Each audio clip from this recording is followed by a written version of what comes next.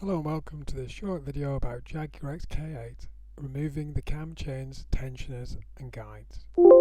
This is part of my, this is episode 14 in my series of changing the cam chain, tensioners and guides, and this is the point at which we're actually taking them off. Okay, so the process I'm going to go through is I'm going to take the VVT brackets off, 1 and 2. I'll then undo the secondary sprockets 3, 4. I'm going to undo the primary guides. 5, go back and take the sprockets off altogether and the secondary tensioners. Then I go across to the other side, number 6, undo the secondary sprockets. Then 7, go and undo the primary guides. Then go back 8, take off the secondary tensioners, and after that everything will basically come off. So there you go. You're going to need 8, 10, 13 and 15mm sprocket sockets, and a 10mm Allen key socket as well. Obviously your wrench, some adapters, a T-bar and a bar, and a razor blade for cleaning the seal surface off. So first of all, number 1, right hand side VVT bracket. This is held on by 3 bolts. You need a 10mm socket. These bolts are tying up to 19 to 23 Newton meters, so they're not very difficult to take off. And that's the bracket removed. Then you go over to the other side, the left hand side VVT bracket. Obviously left and right hand side is reference to the way the driver is facing, not the way we're facing the engine, so everything's reversed. Again, there are two bolts and 1 nut here. The 1 nut is actually covered by the socket in my picture. The bolts again are 10mm. I need a 10mm socket. The bolt is the nut, sorry, is actually 13mm and the same torque settings. Right, then you move on to number 3 now, the exhaust cam, the small sprocket. You need to get your 10mm Allen key socket and undo that bolt on the small sprocket. This is tightened up to 115 to 125 Newton meters, so it is quite hard to get off, but not impossible. Then you move on to the intake cam VVT sprocket. This again is a 10mm Allen key socket. This is tightened up to 40 Newton meters plus 90, so it's quite easy to get off. Right, so that's undone. That will hopefully help with the tension on the primary chain. So we go down to the primary chain tensioner, the left hand side guide tensioner.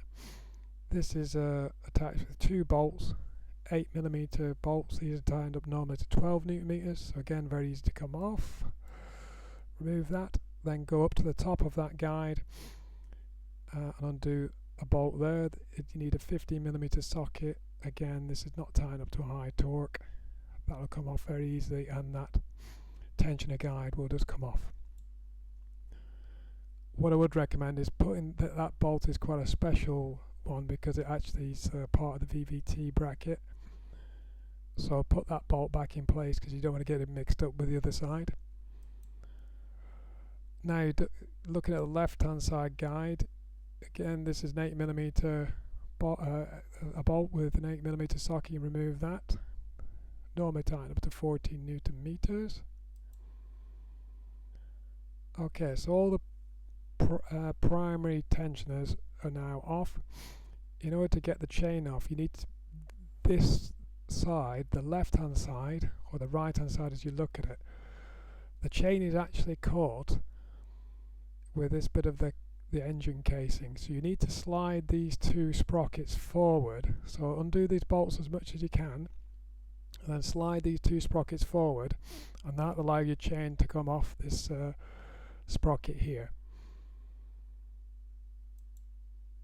Like that, it should just drop off. You can see we're clear. Okay, now you can get onto the left hand side secondary cam tensioner, cam chain tensioner. Again, the 8mm socket needed on this. 10 to 14 newton meters are tightened up to, so easy to come off. As you can see, the chain's already clear of the tensioner. Literally, if it doesn't come off already, you can just take this the small sprocket off, and that will allow you to take the chain and the tensioner off. Right, then you move over to the other side, the right hand side, as far as the driver is concerned, and do the same thing. So undo the small sprocket, the exhaust cam sprocket, and undo the intake cam, the VVT sprocket, then go down the right hand side guide tensioner, just as we did the other side. Then go to the top of that, undo its bolt, 15mm socket again. Again, returning the bolt to its original position. You can see this is different to the other side, and this is why you don't want to get them mixed up. Then the actual guide itself, undo the 2 bolts on that, and then you can move on to the secondary cam chain tension on that side. Again, 8mm socket on there. This one for me was a bit more tricky. This tensioner had jammed all the way out, so it wasn't going to. It didn't allow the chain to slide off. So again, I just took the small sprocket off and pulled the cam chain and the tensioner through this hole here. No big deal. Okay, so everything's off now, and you just got to take the primary cam chains off the bottom sprocket. The thing to note here is that which chain goes on which side. So just take a mental note of that. Again, while we're at it, I did mention in my previous video, but it's a good time now, once the chains and the tensioners are out of the way, to actually clean up that seal surface with your razor blade, ready for when you want to refit the front cover. Finally, you need to put all the bolts back in place, and the sprockets, I would suggest, so you don't lose them. Another bit of advice there. There are some of the bolts that will be renewed with any kit you buy, but just to be cautious, just put them back in, just in case. Okay, thank you for watching. Please subscribe if you'd like to see any more XK8 videos.